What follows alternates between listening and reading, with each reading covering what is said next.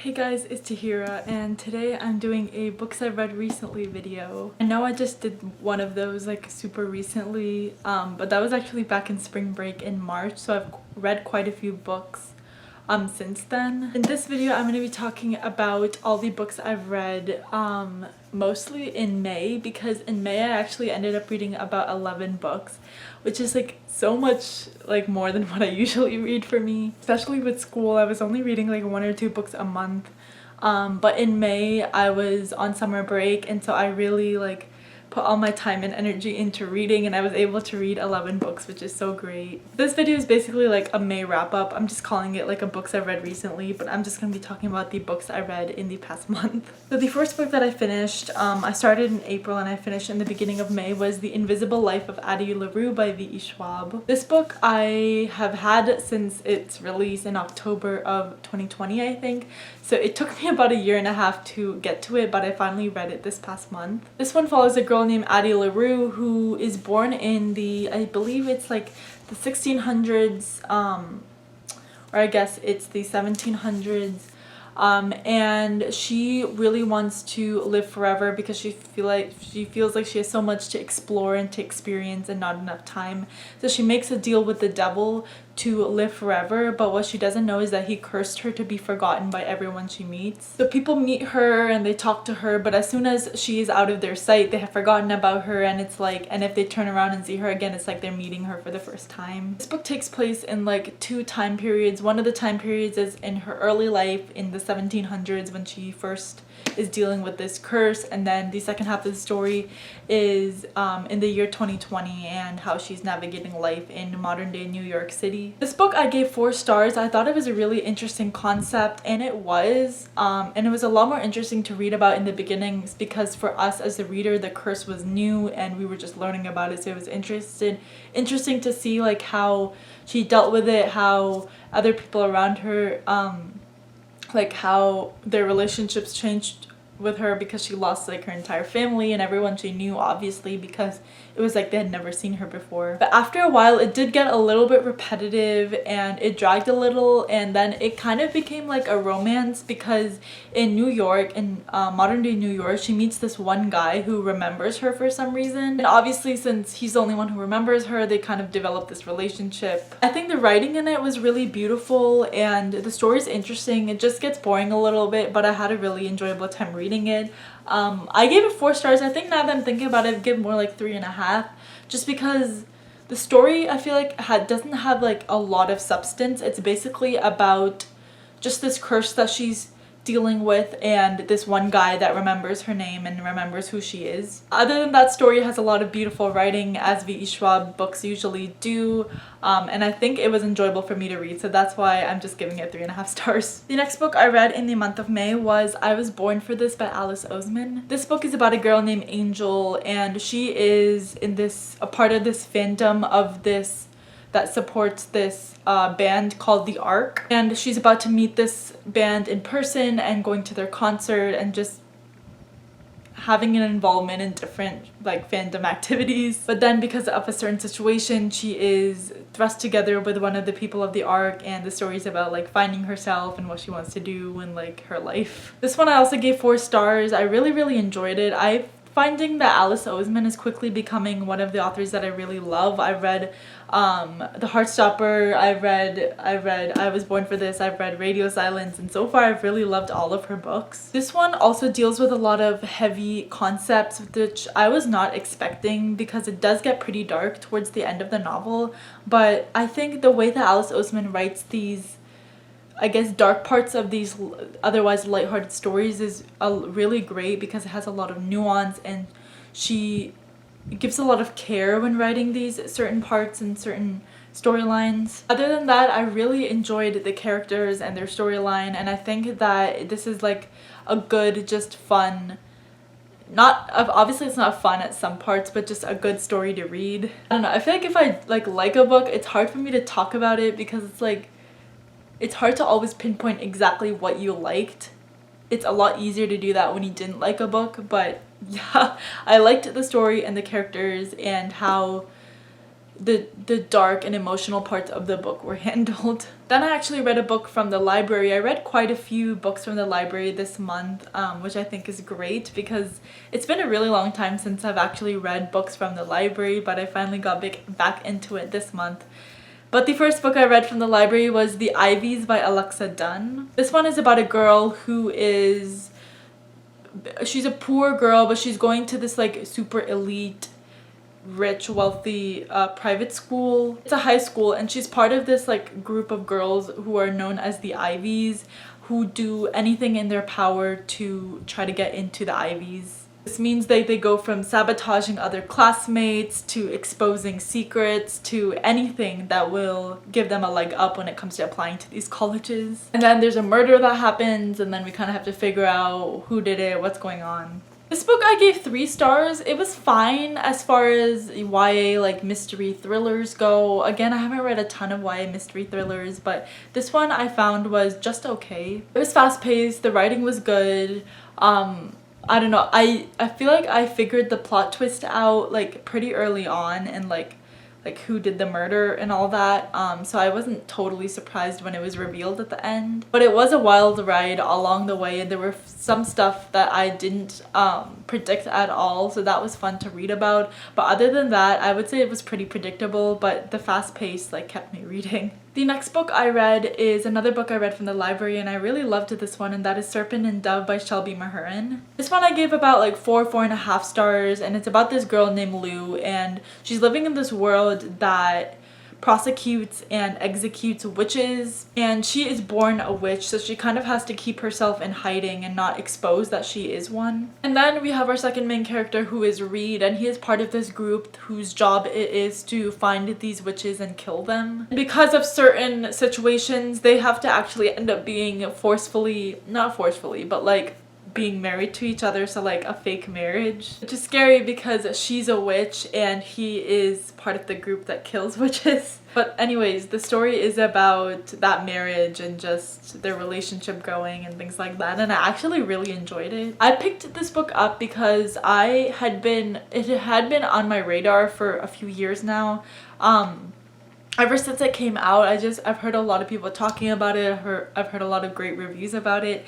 So I finally found it at my library and decided to get it. At first I was a little hesitant because I've heard a lot of like good things about it, but I also heard some mixed reviews because some people really loved it and then others really didn't. So I really just wanted to see where I fell in that spectrum, and I was on the end of like really loving it. The story was engaging. I liked the characters. Lou and Reed's relationship growing was just a really great thing to read, and it was pretty cute. I know this is a trilogy, so I am very interested in picking up the second and third books of this trilogy and seeing where the story goes. But I'm really glad I enjoyed it because I was just scared of falling into the category of the people not liking it, but like fortunately I ended up really enjoying it. Then I read another book from the library. This one is a book I actually ended up giving 2 stars, which is very uncommon for me, but that is An Emotion of Great Delight by tahirareads. This one I gave 2 stars.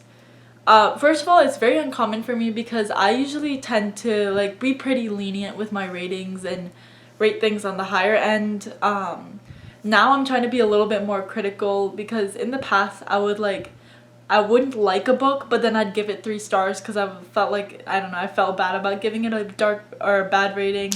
But now I'm like, okay. So I ended up giving this 2 stars. This one is about a girl named Shadi, and it's very much a slice of life book in the sense that we are getting this like just a few days in this look into this character's life, and her life is like very dark right now. Her dad is dying and her family is kind of falling apart after her brother's death as well. It's a very heavy book in that sense, is that we're getting just this portion of her life in this very moment where she's feeling a lot of dark emotions. But I don't know, the way it was executed and just how the story went, it was just very slow. I just wish the plot had a little bit more substance. There wasn't much of a plot other than just seeing her life in this moment, and I just wish there was like more happening in the story. It is very character based, I will say that, so maybe that's why there wasn't as much plot, but I was just hoping for a little bit more than there was. Another thing is that this book is marketed as being like post 9/11, in a post 9/11 world, like right after 9/11, but I feel like it really could have been set in 2021 and it really wouldn't have made a difference. Like, I don't know, just the fact that it was after 9/11 it didn't really make much of a difference in the story, because we don't get to see outside of Shadi's world and how the world is operating, because again, we're so focused in on her life and what it's like in this moment that we don't really, I guess, need the fact that it is post 9/11, just because it's not really affecting her in her story in this book. And there was this one conversation she had with I'm forgetting the guy's name, but this guy at school, about, they were talking about the hijab and the burqa, and she kind of explained that the burqa was this like gross tent thing that Middle Eastern women have to wear, and I feel like just the way it was described is so unnecessary and harmful. Like, she's calling it this gross tent thing, but then it's neither acknowledged, and she's saying this as a Muslim girl, and it's neither acknowledged or called out, or there's no consequences of her saying that. It's kind of just said, and there's no conversation about it later or in that moment about how that is a harmful statement. I don't know, I feel like just a lot of things could have been handled better, and it was a pretty short book, so it was trying to do some things and it couldn't fully do it. I don't know, it was kind of a mess, so that's why I ended up giving it 2 stars. Then I read another book from the library, a lot of library books this month, which I really enjoyed. I gave it 4 stars, and it's pretty hyped, especially on like Book Talk and just the book internet space, and that is People We Meet on Vacation by Emily Henry. I think this is Emily Henry's like second new adult novel, I'm not sure, but Beach Read became really popular, which I hauled really recently and I want to read soon. The only reason I didn't read Beach Read or Book Lovers is because it wasn't available in my library, and this is the only one that was, so I decided to pick this one up. And I really ended up loving it. It's about these 2 characters. Our main character, Poppy, who is basically a woman living in New York City, and she kind of had a falling out with her friend Alex, who she's been best friends with since like her college days, and they were like the bestest of friends. They just did everything together. They went on these summer trips every single summer and just hung out all the time. So they had a really close friendship until they had a falling out, and then they didn't talk for 2 years. And then after a couple of years, Poppy decides to reach out to Alex and decide to do one last summer trip together. It was really cute. Half the story is set, so it follows them in each single summer since their college days, and kind of because every single summer they went on a trip, so it kind of took us through all these trips they went through over the years. And then the other half of the story is set in like our present time, in the current trip that they're in after the 2 years of not talking. This is the classic best friends to lovers story, and that can sometimes be like cringy. I haven't read a ton of them, but I feel like they can be cringy, but this one was handled really well. Honestly, I was a little iffy about it, like starting it. I didn't know how I was gonna like it, and I thought it was just okay, but then as the story went on and as their relationship developed, as well as how we could see their relationship develop as they went through these summer trips in the past, like, I think 10-15 years, it was just really great and to see their relationship form like that. Because in a lot of best friends to lovers, I feel like they've already established being best friends, and then we see the lovers portion of their story. But in this one, we kind of got to see their friendship forming and then their relationship forming as well. Anyways, Poppy and Alex are adorable. I'm always rooting for them, and this definitely makes me want to read other Emily Henry books as well, and I'm excited to do that. The next book I read is also from the library, and I actually ended up giving this one 2 stars as well, even though this one is also super popular. A lot of low stars for some reason in the past month, but this one is Her Body in Other Parties by Carmen Maria Machado. This one is a short story anthology of, I guess, like feminist short stories. The reason I gave this 2 stars is because this is super metaphorical in the way that you can't always, like, the story is never almost direct and straightforward. There's a lot of like symbols and symbolism and metaphors and just a lot of that I feel like went over my head. Maybe I just am stupid or something, but I don't know. I feel like I just did not understand what this book was trying to do or what some of the stories were trying to say. And so that's why I ended up giving it 2 stars. I don't know. It was just a kind of a fail for me. I just really wanted to love it because I'd heard so many great things about it, and this is her debut as well. But I don't know. I feel like I'm too dumb for this. I am still interested in picking up In the Dream House by the same author, which I think is like an autobiographical story as well, with magical realism. I hope it's not too much like this and too metaphorical, because otherwise it's just gonna go over my head. But I still want to read that one and hopefully I like it. But this one, I don't know, just didn't work for me. The next 4 books I read was the entire Heartstopper graphic novel collection by Alice Oseman. This one I reread the first 3 and then I recently just got the 4th one and I read that one as well.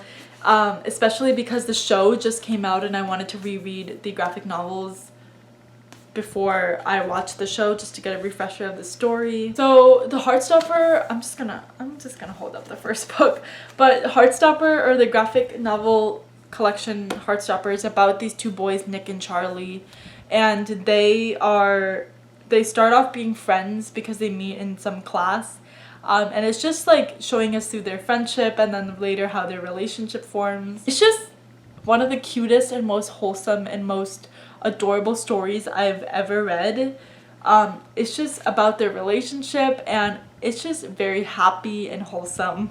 Every single book has gotten, I think this one got 4 stars, but every other book got 5 stars for me. I just will forever be rereading these because it's just quick and easy, and just sometimes you just need a fun, lighthearted book, and this is exactly that. They don't deal with a ton of conflict, which a lot of people say is like they want more conflict because this is almost purely like fluff. But I will say the later books do get into some heavy topics, like Charlie has an eating disorder and it talks in length about his experience with that. So it does get dark in some of the later books, but I just really love how it's just unapologetically a cute queer romance without like too much drama. I don't know, I really love it, and I actually finished the show pretty recently and I absolutely loved it. I was blown away by the fact that the show was pretty much exactly like the books, and especially for me, I had just read the books before watching the show, so the books were pretty fresh in my mind, and they literally took like exact scenes and dialogue from the books and put it in the show. Like the show was literally just the graphic novels in show form. It was just, I don't know, it was really amazing to watch that, like, these books come to life in such a close way. I don't know, I'm a Heartstopper stan. I will always be reading these books, and I think the next one is the 5th one, the last one, which I'm super sad that these books are ending, but I'm just so glad that they exist. And the last book is the most recent book I just finished, actually last night, and that is my reread of Throne of Glass by Sarah J Maas. These books I'm rereading this summer because, I don't know, my sister was reading them for the first time. She's on the last book, she's on Kingdom of Ash now, but it just, watching her read them for the first time made me want to like reread it again and just experience the story again. It also has been 4 years since I've read this series. I read it back in 2018 before Kingdom of Ash came out because I wanted to reread it before that book came out. But now I just want to reread it again and I'm having such a great time. Obviously I gave this 5 out of 5 stars. I just love the series with all my heart. I've already started Crown of Midnight. I'm really enjoying my reread. Anyway, those are all the books I read in the past month. I feel like I'm missing a book. I definitely am missing a book. Oh yeah, before May I did read Realmbreaker, which I gave 2 stars. That's like up there. I'm too lazy to get it. But that one I gave 2 stars because, I don't know, it was high fantasy. I don't know, it just went over my head too. It's been so long since I read high fantasy, and it was during finals time as well, so I feel like part of the rating is because I was just not in the right mindset to read that book. I definitely want to give it a go another time because I feel like I didn't give it the whole chance it should have gotten. Anyway, I've read quite a few books in the past month, and I hope to continue to read a lot in the summer because that's pretty much, now especially, it's pretty much the only time that I get to read a lot. I get really busy during the school year and my reading just slows down a ton during that time. So hopefully I'll continue to read a lot during the rest of the summer months. But that is it for this video. I hope you enjoyed and I'll see you next time. Bye!